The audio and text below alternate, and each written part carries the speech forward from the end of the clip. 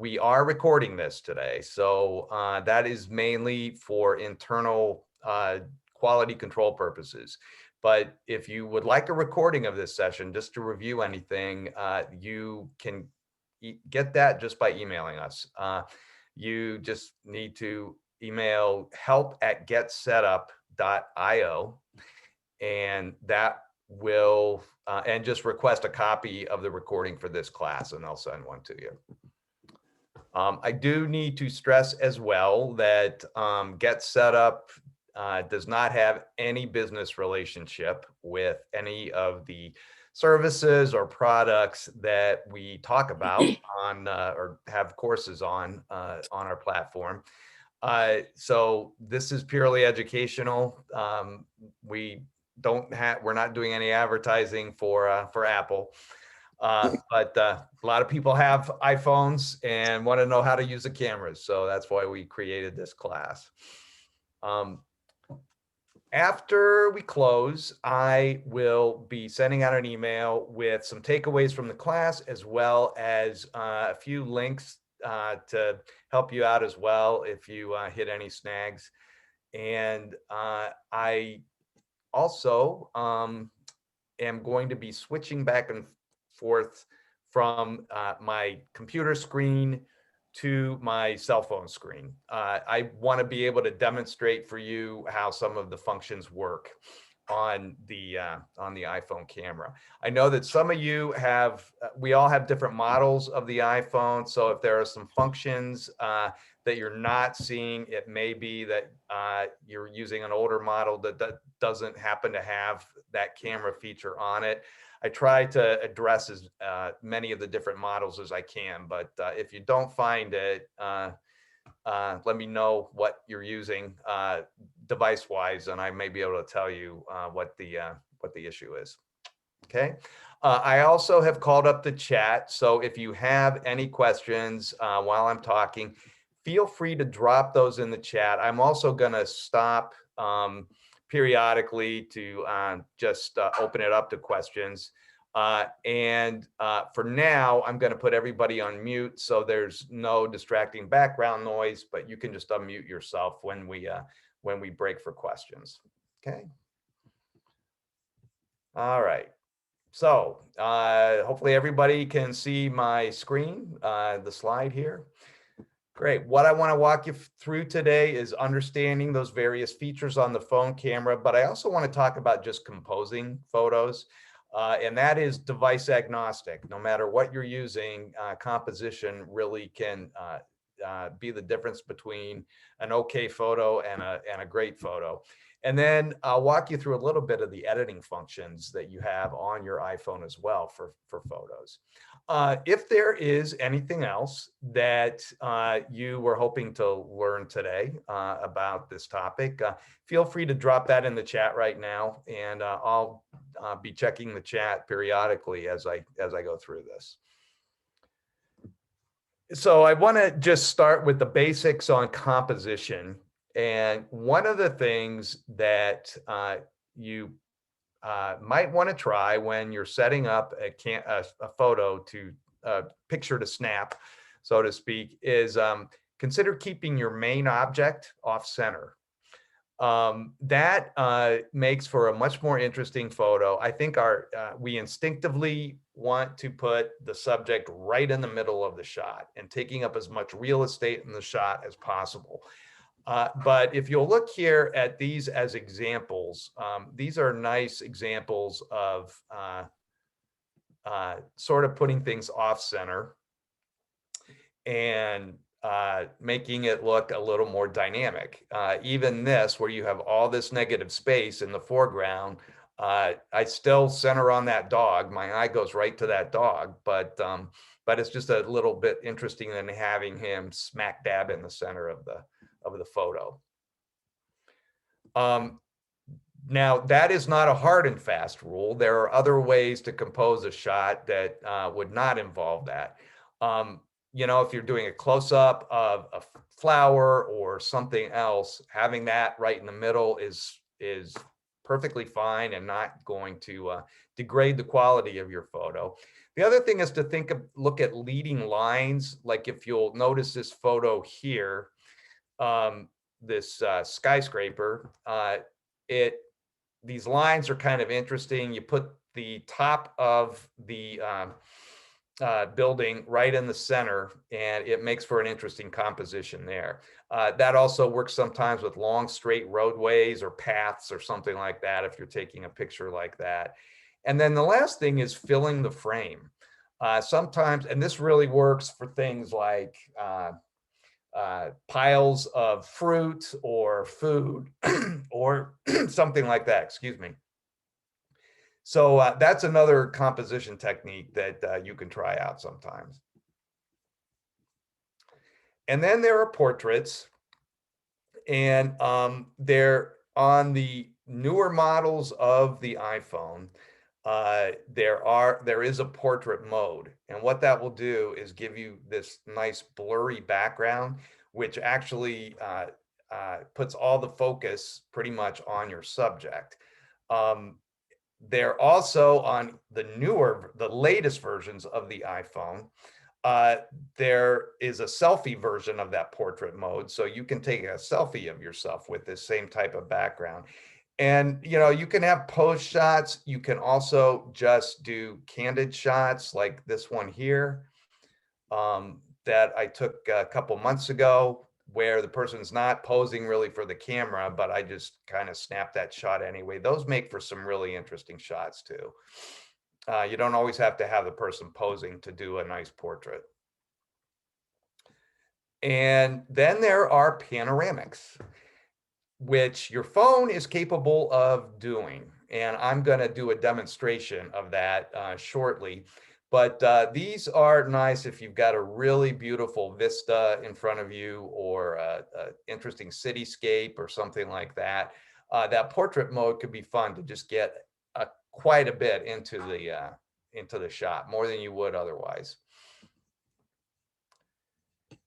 So let's talk about the basic settings on your camera. I'm going to move this aside for a minute and see if I can share my phone screen now.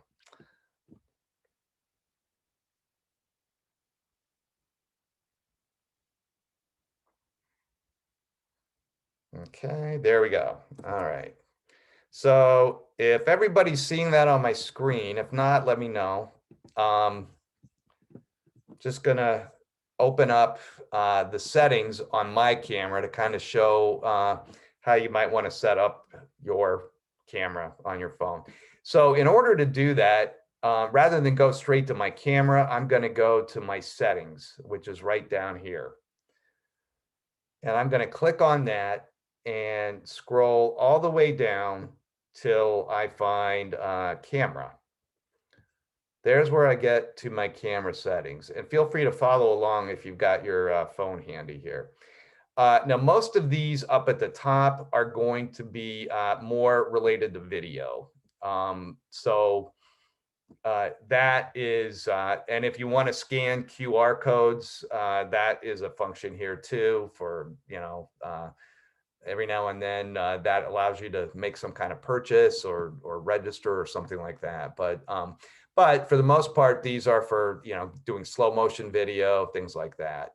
But as you go down here, you're going to see a few options depending on which version of the iPhone you have. The later models will have this mirror front camera, which I had to look up. I had no idea what that was. I got an iPhone 11 about a month and a half ago. I upgraded from an iPhone 8. The iPhone 8 did not have this. This mirror front camera is designed to allow you to take a selfie, but have it look like you would see yourself in a mirror. Because apparently some people are really thrown by seeing a picture of themselves in the way they actually appear rather than how they look in a mirror. Apparently, Apple thought it was necessary to add that into this version of the iPhone, but that is what that's for. I'm not going to go over all of these because some of them are not that big of a deal. Grid is something that I want to show you can really help. I have that turned on right now. Let me turn it off quickly, and I'm going to open up my camera. And as you'll see here, I've just got a blank screen. Or not a blank screen, but just an open frame for taking a photo. But if I turn on the grid, now you'll see that I have these thin white lines here. Those come in handy for lining up things in a shot. It allows you to line up with the horizon and things like that. So if you are, say, taking a shot, something like this, this grid can do a couple of things. It divides everything into thirds horizontally and vertically, creating 9 parts. This is allowing you to do a technique they call the rule of thirds. That partially helps with putting things off center, your subjects off center. But the other thing here is that kind of leads you to to look at each individual square here. If you concentrate on that just briefly before you take the picture, you're more likely to catch something maybe that you don't want in there. Say like you're taking this beautiful landscape and you are going through each of these squares and you notice down here there is a telephone pole that you don't want in there.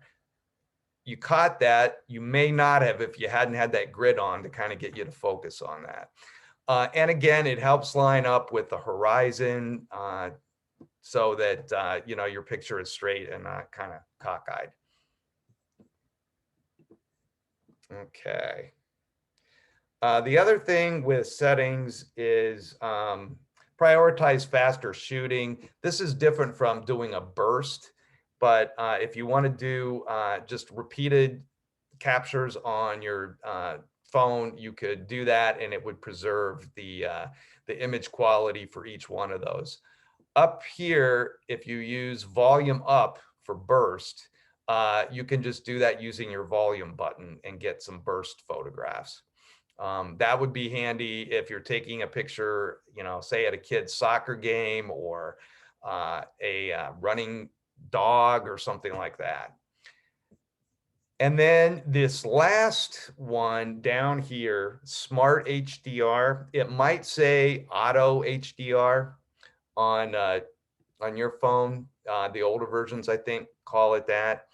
That HDR is something, it stands for high dynamic range. You could think of it as maybe the difference between standard definition TV and high definition TV, sort of like that in the photography world. What happens is that it takes within milliseconds, when you snap that shutter button, it takes 3 shots at 3 different exposures. It takes the best parts of each of those 3 shots, blends them together, and makes the most pristine photo you could ask for using a phone like this. HDR is a technique that you'll see a lot of photographers use when they're doing things on Photoshop or something like that.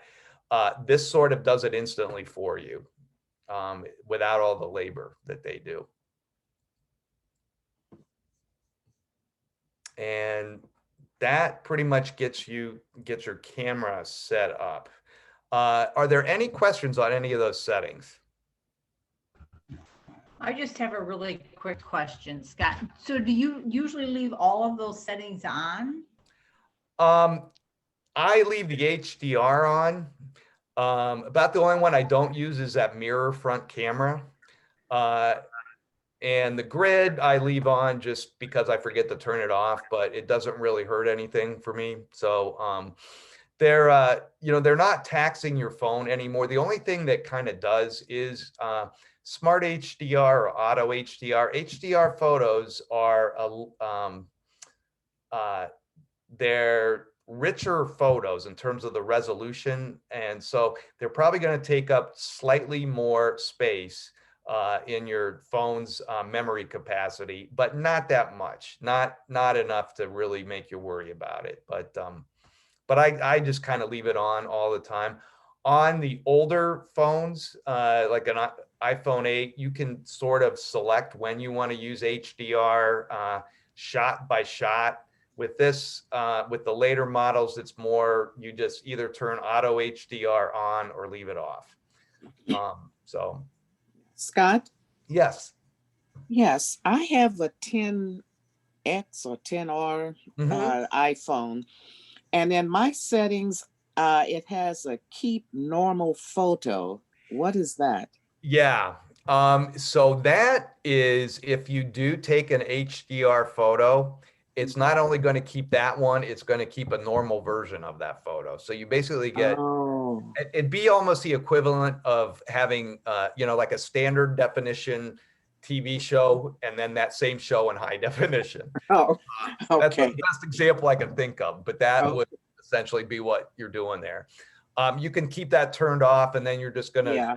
do the one version. Yeah. Okay. So, Very good. Thank yeah, you. sure. Okay.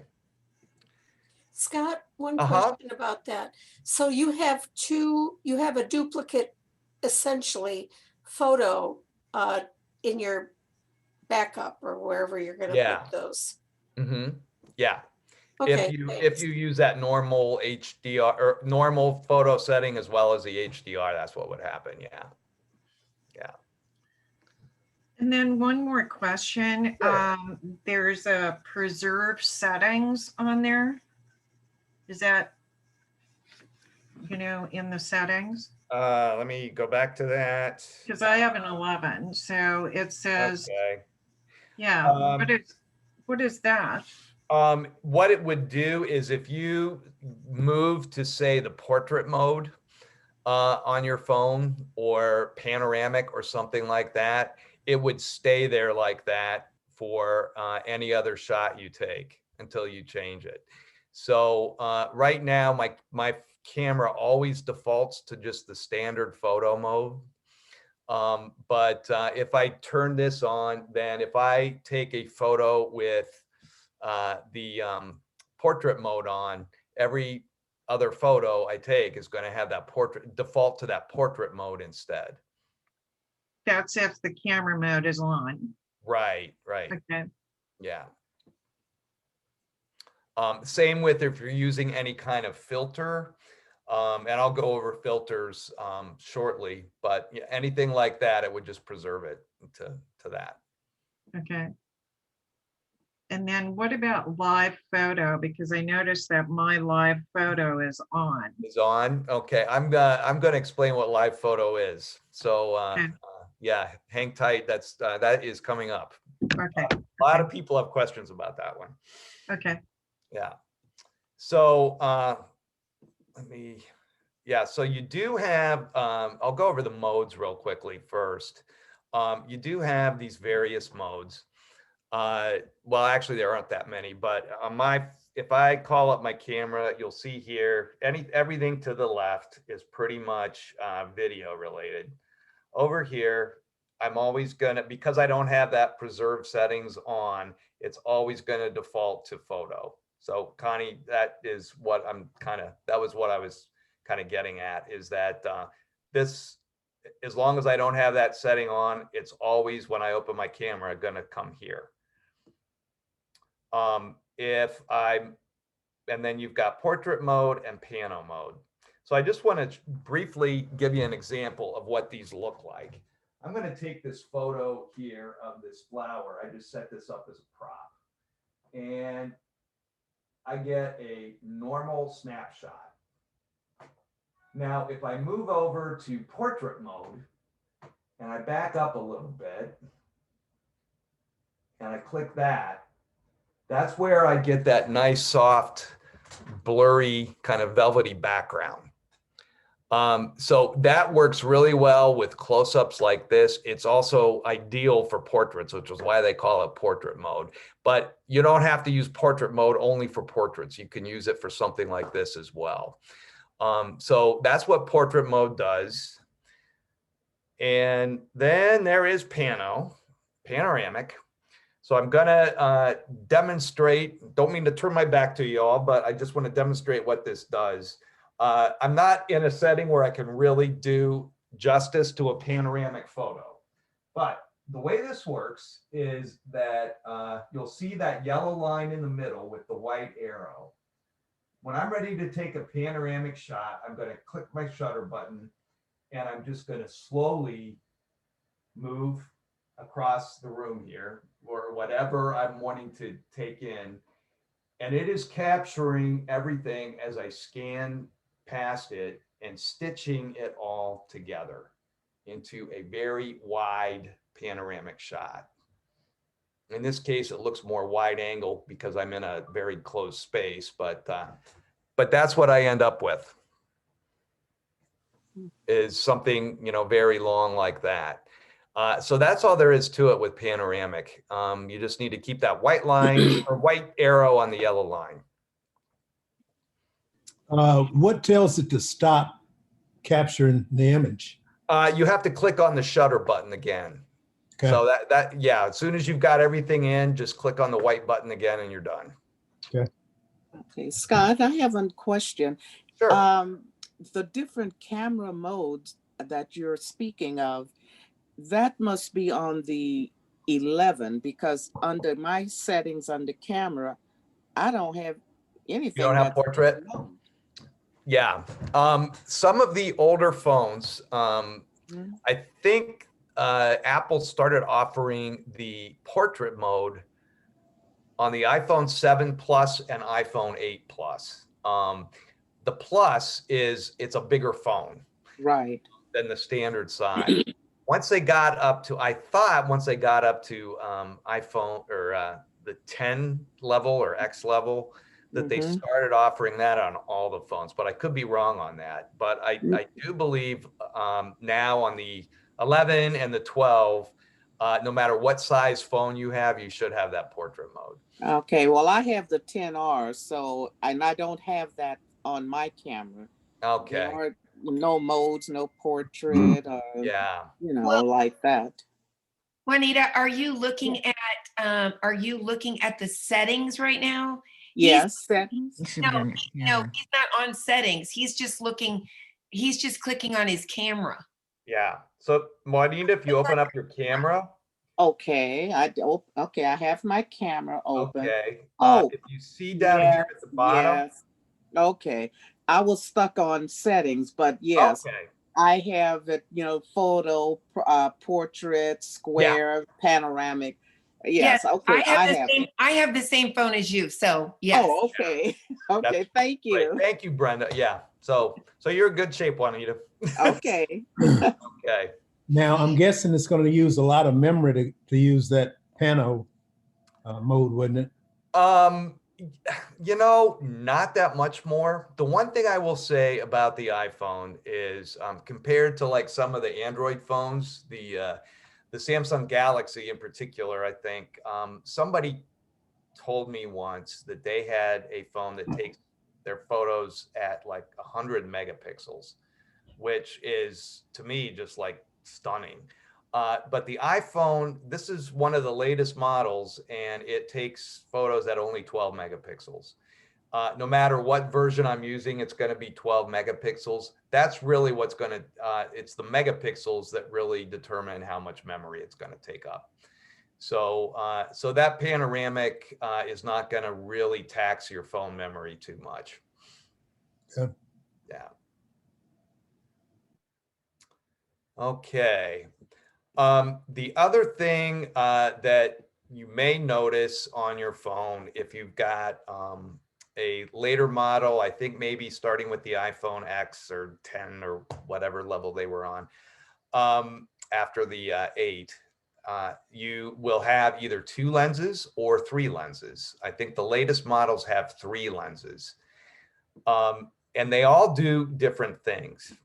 So right now, when I open my camera, I am on my standard lens, this the 1X. If I click on this, which I believe all the phones with additional lens have, it zooms in like that. I can also just press on that if I want and dial it so I can sort of tailor it, or do it a little more precisely than just that 2x. Now, one thing to keep in mind with that zoom is the closer you zoom in, especially if you're trying to take a zoom photo of, say, an animal that is somewhat far away, the grainier the photo is going to be. It's not necessarily the ideal thing to zoom in on. However, the later models have been improving that a little bit, so it might turn out better than it used to on something like that. And then lastly, if you look over here where it says 0.5, that means you've got a third lens on your camera. That is the ultra wide. And what that does is kind of give the photo sort of this distorted ultra wide look. So, you know, it's going to default here and you've got a couple of options. And again, you can just sort of dial it to your heart's content.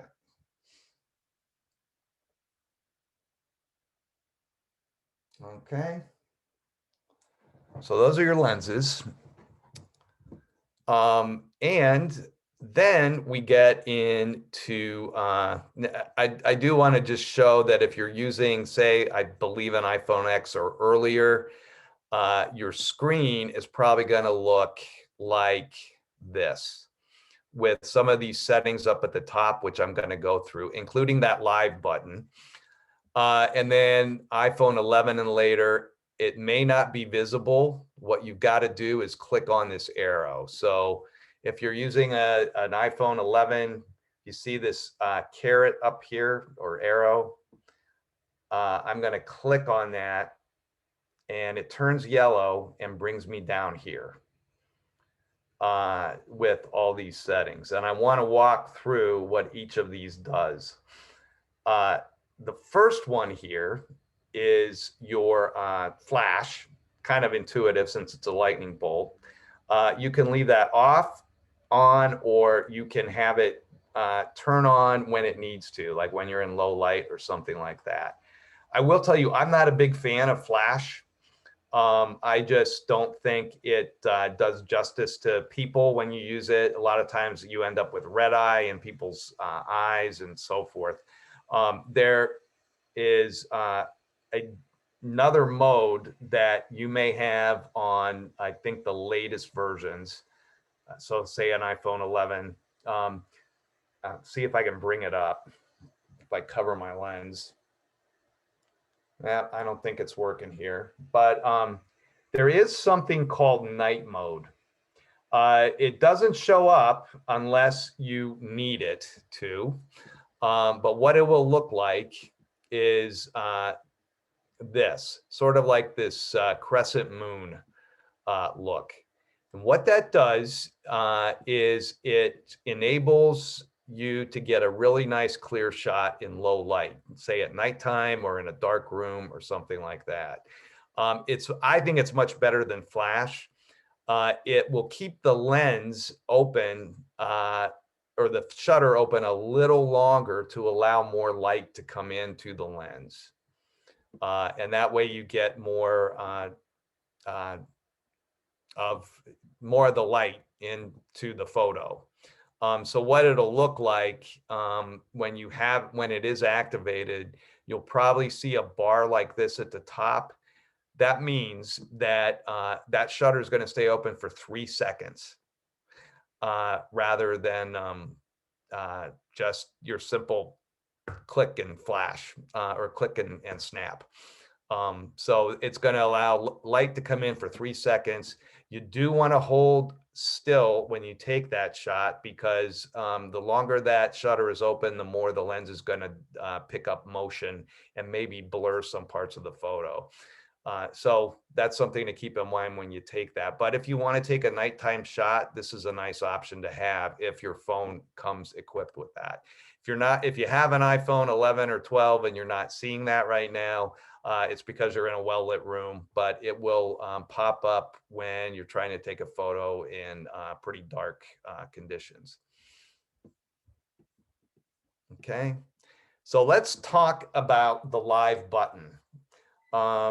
What that does when you turn it on, and I have it on right now, you can also set it to off. What that does is take a little bit of video, both before and after it settles on the shot itself. So what that is going to look like is, see if I can find one. What you're going to end up with is something like this. Whoops. You see how that moves? The photo I got was this. And it shows here that if I hadn't done anything, it would have just said key photo. But if I upload this anywhere else, that's the only thing that will go. But while it's sitting on my camera or on my phone, I've got all this other. Now, the reason that's kind of a nice benefit to have is that if I decide I want to change the key photo to something else, I can move it down, pick this as my key photo, and that is the image that I've got now to share or upload, things like that. So you're essentially it's a little bit like Burst, except I think it just has a different title to it for the function itself. But that enables you, if you think you've gotten a lousy shot, but you've taken it live, it might be worth going through this to see if maybe somewhere you got a good frame to use.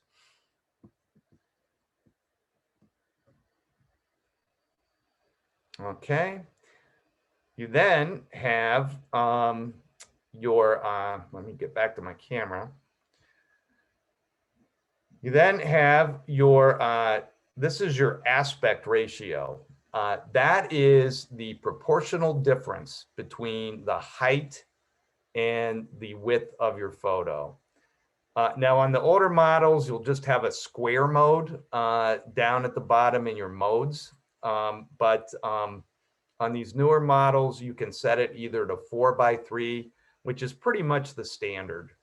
And you could also change it to 16:9, which is going to just capture more real estate into that frame when you shoot it.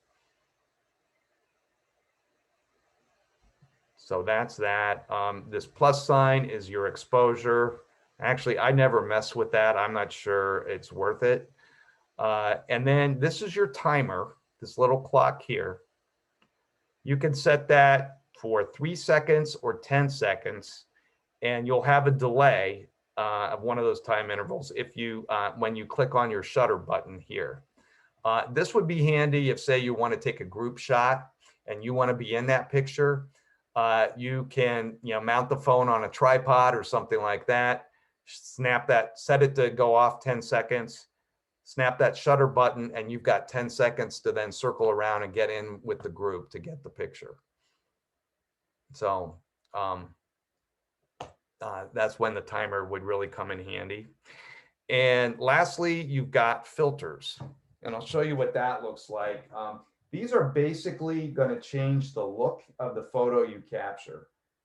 You can see here it puts a different sheen or tint to the photo depending on which one you use, and there are several here. And you can even change it to some kind of black and white setting. Now, you can also use these when you're editing photos, which I'll briefly go over in a few minutes. So you can just take the original photo and still apply these later on. And of course, if you click this, it'll turn the camera around and take a selfie of you. So if you want to do a selfie. Okay, so any questions on those? Any you want me to walk through again? Well, Scott, Yeah. okay, on my 10R, it has a time lapse and slow mo. I guess it means slow motion. Okay, what do those two do? Those are for video. Oh, Yeah, okay. which I'm not going to have time to go over the video Oh, okay. features. But yeah, those are video oriented. So when you open it up and it says photo, anything to the left of that is going to be for video purposes. Everything Oh, to the right is photo related. okay. Yeah. Very good. Yeah. Scott, Yeah. if I wanted to take the picture of a sunset, like whenever I put my camera up, I never capture the colors of the actual sunset. They're really muted. So Mhm. what are the filters and pick something there to get better color? Yeah, you can experiment with that. You know, you can also try to intensify those colors in the editing mode. Oh, Um, okay. and I'll show you that in a second, but there are ways to boost the saturation, the color saturation, and Mhm. the vividness and things like that when you edit a photo. Okay, thanks. Mhm. Any other questions on the settings? Again, if you're using an older phone, these should all be at the top rather than the bottom. And you'll see here, HDR is here. If you put your finger on that, you can turn that on or off selectively and use it at your will, and not keep every photo as HDR if you don't want to.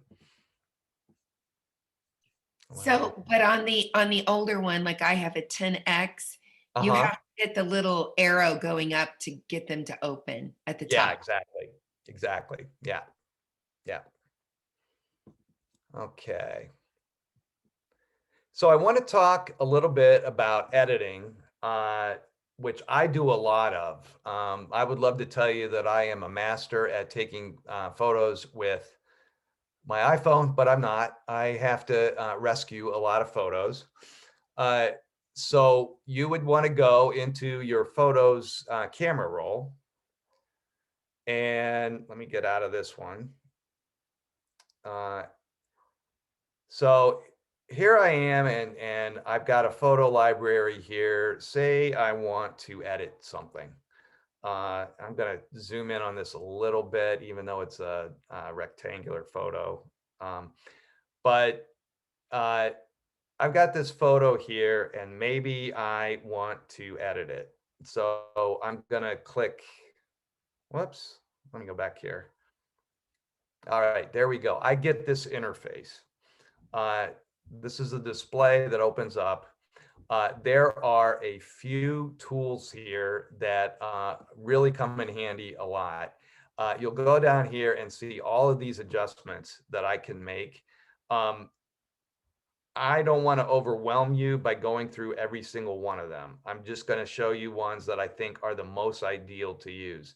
The first one you might want to try is this magic wand, which is auto enhance. And when I press on that, you'll see that it sort of brightens up that foreground a bit and adds a little more detail to the ripples and waves in the water. So I could try that. The other one, I'm just going to show you a demonstration of what doesn't work and what does. So this one is your exposure. So say I did want to bring out the boat a little bit more, the color, and brighten this up a little bit. But I also want that all those shadows, kind of dramatic shadows in the clouds. Say I want to keep those. So if I go and try to adjust the exposure, what happens is I start to lose that richness in the sky. That just kind of looks bad. The highlights are overly highlighted, so to speak, and the shadows start to kind of disappear.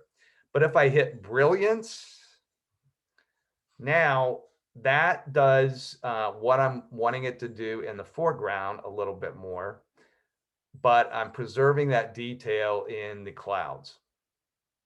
So I would use that instead of trying to adjust the exposure.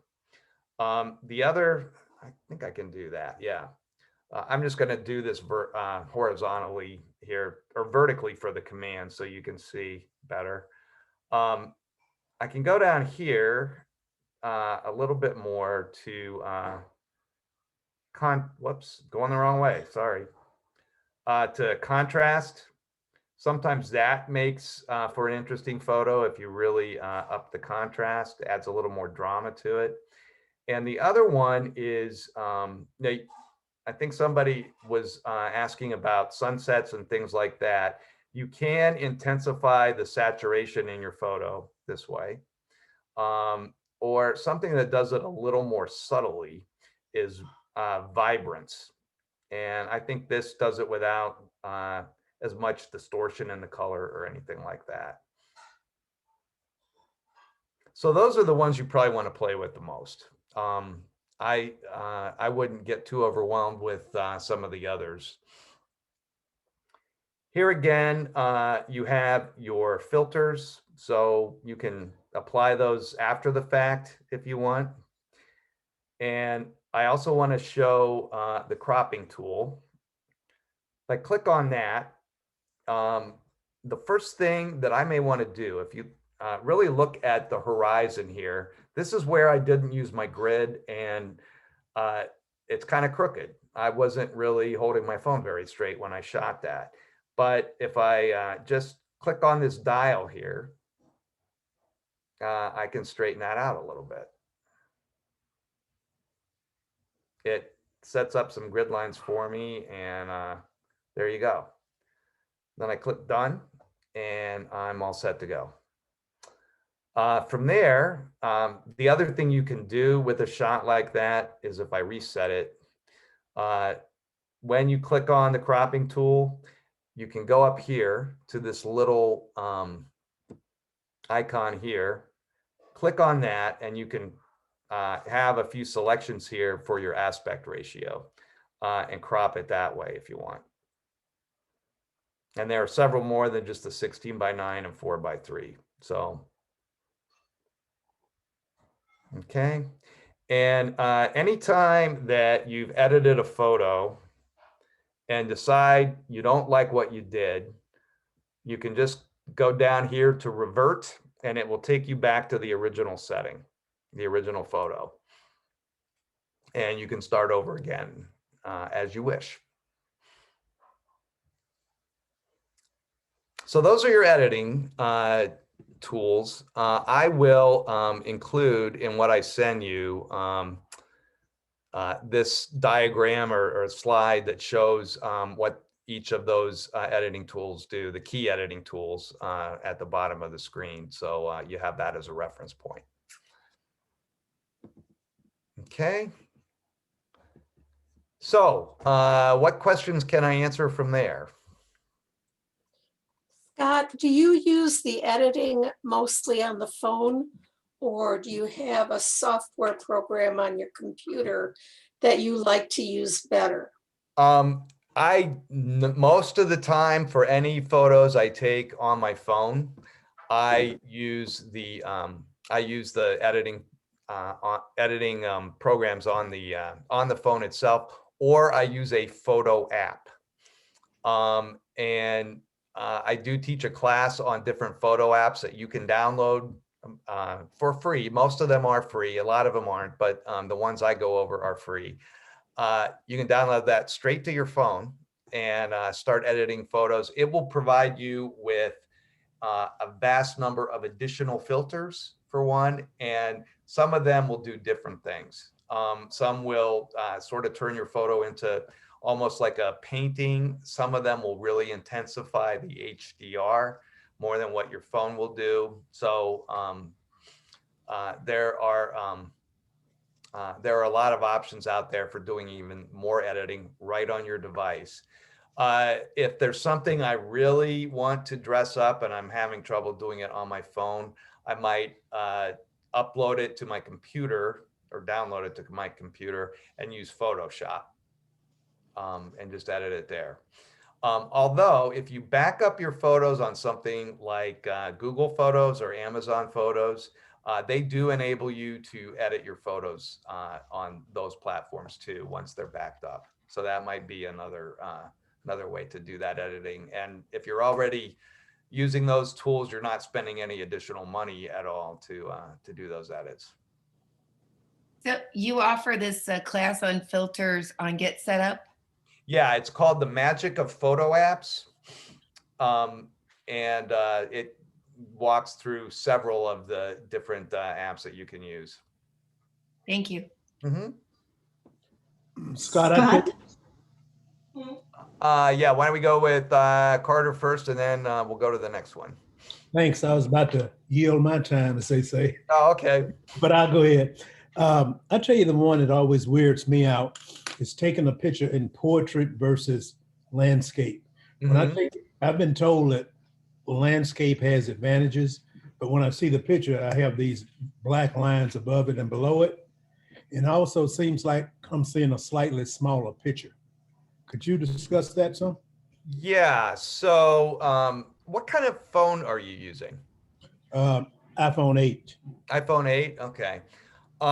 You know, it could be that if you've got it in portrait mode, what you're seeing at the top and bottom is just the outside of the frame capture. So what you're seeing is just the frame itself would, let me start this back up again. Actually, I see the black space when I hold the phone horizontally. When you hold it horizontally, yeah, that's pretty normal. Yeah, this isn't working right now. Let me close it out and try it again. I just want to, okay. So, if I open up my camera to take a shot,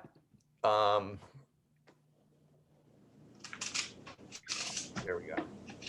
Yeah, so I have this black up here and at the bottom, if I do it horizontally, is that what you're talking about? Yes. Okay. For some reason, this is me holding my phone horizontally or in landscape mode. For some reason, it won't convert to that, but this is what's in your picture. This is all what's being captured. Everything above here is just your controls. So that's what you're seeing with those black bars. Okay, so it's no disadvantage to taking a picture like that then? No, no, not at all. Okay. Okay. Thank you. Yeah, absolutely. All right. There was another question, and we've got some people in the queue too. So who was the other person that spoke up at the same time Carter did? I did, I think. This is Okay. Eva. Oh, hi, Eva. Okay, I saw your hand raised. You were in my queue, but go ahead. Yeah. I think that those black bars stay there for the picture, and I don't care for that either. Yeah, but they do stay there for that because Yeah. those are your controls. So there's not really a good way to Okay, get rid of and those. okay. The other question is, if I've edited a photo on my phone, is there a way to save it not over the original? Yeah. It saves it over the original from what I can see. So meaning you want to keep the original or you want a copy of both? Yes, I want to keep the original and the edited Okay. one. Yeah, the way you would do that is say that I want to save this photo. I'm gonna click on that little white arrow or upload symbol down at the bottom of my screen here. Yeah. And that gives me a bunch of options, including sharing the photo or posting it to Facebook or Instagram or something like that, texting it to somebody. But if I go down here, I just hit copy photo. And that way I will get a copy of my edited photo and my original will still be there. So that way you've You got, can copy either one. Is that, would you do this before you did the edit? you would do it after you did the edit. Which one would you copy, or does it matter? You'd want to copy the edited photo so that that's what gets preserved without overwriting your original. And keep in mind too, if you do edit a photo and you ever want to go back to that original, you can always just hit that revert button and it will go back, which would save you some space on your phone because you're not having two different versions of the same photo. Can you do the revert like a day later? Yeah, Or you have yeah. to do it right away? Nope, you can do it a day later. I've got photos I took, Really? 6 months ago, and I'm doing that as well. Oh, I'll have to try it. Thank you. Yeah, sure. Okay. All right. I see someone was asking about the photo ratio to actually that 4:3, that will always be the default. So if that's what you want to take your photos in, you're going to have that setting the whole time. You have to actually deliberately go in and change it to 16:9. And Warren, I'm sorry you're not seeing my phone screen. Have you seen it at all this hour? Or? Yes, I did, Scott, but just as you were showing it to Eva, I could not see the screen, sorry. Okay, okay. Sorry about that. I don't know what happened there, but. No worries. Okay, all right. Probably have time for one or two more questions. I'll take a stab at another one if I'm allowed. Okay, go for it. Is there any way you can put metadata in a photograph so you can come back and find it easily? Yeah, in fact, the metadata is being captured as you take that photo. There is another class where I can go into this in detail on, actually there are 3 of them. I teach a class on the iCloud, keeping your photos backed up on the iCloud, or Google Photos, or Amazon Photos. So 3 different options there.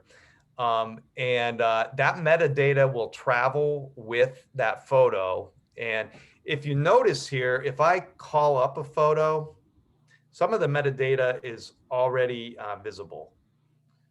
So you can see right here, up here at the top, this shows when that photo was taken and the time it was taken. We can't see your screen. It's still not showing? Okay, No. let me close out of it real quickly and try this again. Okay, I just opened mine and I see the date and the time. Okay, yeah. So for those of you who might not be familiar with that term, metadata, that is, let me try this one more time.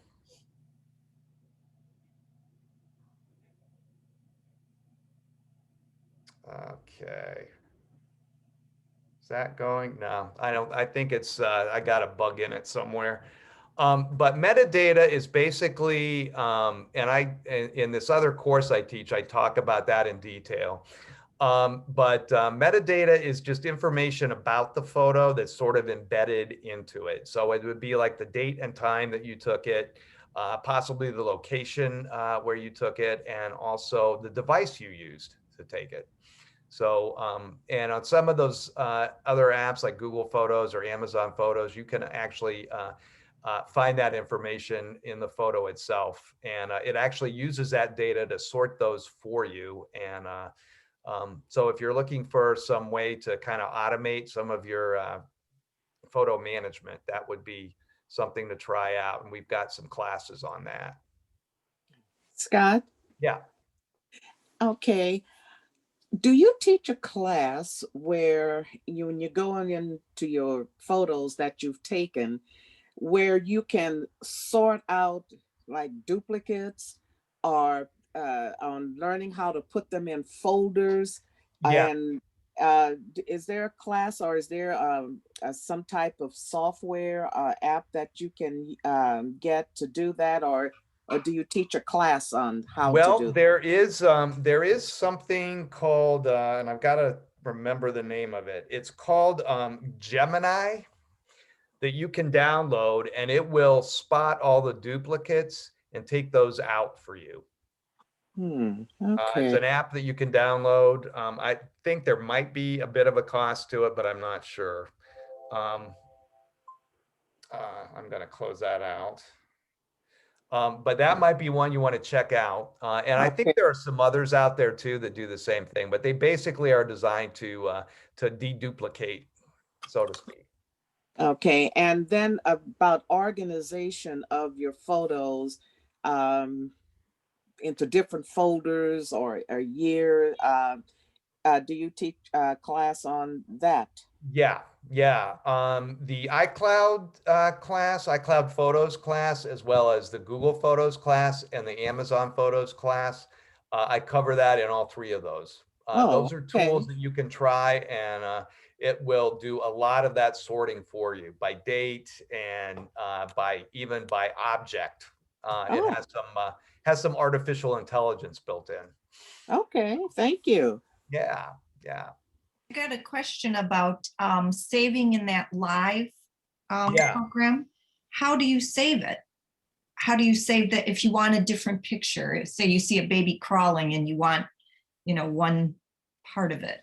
Oh, well, the actual photo itself will be captured, and whenever you do with that photo, the video parts of it will not travel with it. So if you say uploaded it to Google or Amazon Photos or something like that, it would just be the picture, not the video. But if you open up that photo in Edit, you will see the live button, Okay. that bullseye again down there, and you can turn that on, and you can see every frame that was captured in And that. then you go back and how do you get that picture? You just click the one you want. Yeah. And it'll say make key photo. Okay. Press on those words, make key photo, and that's going to be your main shot. That'll be the picture. Oh, okay, great. Thank you. Sure. Are all of them saved on iCloud? If you have your iCloud turned on to automatically back up and sync, yeah, that would all be saved there. Including the movement? I believe so, on the iCloud, yeah. Okay, thank you. So I'm going to go ahead and just let you know that I'm going to have these key takeaways that I'll be sending to you, just little tips about remembering to use the grid, what the photo modes are, and also what some of the key editing tools are. Want to just let you know about some related classes coming up. There's one on, I think it's later today or maybe early this evening on Instagram, and sharing your photos on Instagram if you want to try that. And then another one that's just staying safe with the iPhone or iPad, so that, security things like that. My next classes, I have one on iPhone basics, which goes beyond the camera and just walks you through all types of things that you can set up on your iPhone for ease of use. And then I mentioned that Magic of Photo Apps class, which will come up later this week as well. So you'll be getting these class notes. Down here will be the key takeaways and some additional links for you. And if you click on view schedule, you'll see the whole lineup of classes coming up. And if you click on give feedback, you'll see this feedback form. Love to know what you thought about the class. What didn't work for you? What did? It defaults to these 4 stars. You can up that or lower that depending on how you felt. But any comments, constructive ideas you have about how we could improve the class would be really welcomed. And Lastly, if you have some ideas for a class that you think we should be offering and we aren't right now, you don't see it on our schedule, say a skill you would like to learn, let us know, because many of the classes that we have created came from our learners, ideas that they provided to us. So you can also drop those ideas to us at help@getsetup.io in an email. Again, the session was recorded, so you can request a copy at that same email address. And lastly, I hope you can share the word about GetSetup. We'd love to bring more people into the community and help people stay connected, especially during these times when we have to be a little more isolated than we would like. So I hope this was helpful, and hope to see some of your photos maybe shared on social media, on Instagram or something like that. But I look forward to seeing you at other classes sometime. Great, thank you. Thank you, Scott. You're terrific. Oh, thank you. Thanks very much. Thank you. Thank you. Okay. Take Okay, care, bye. everybody. Okay.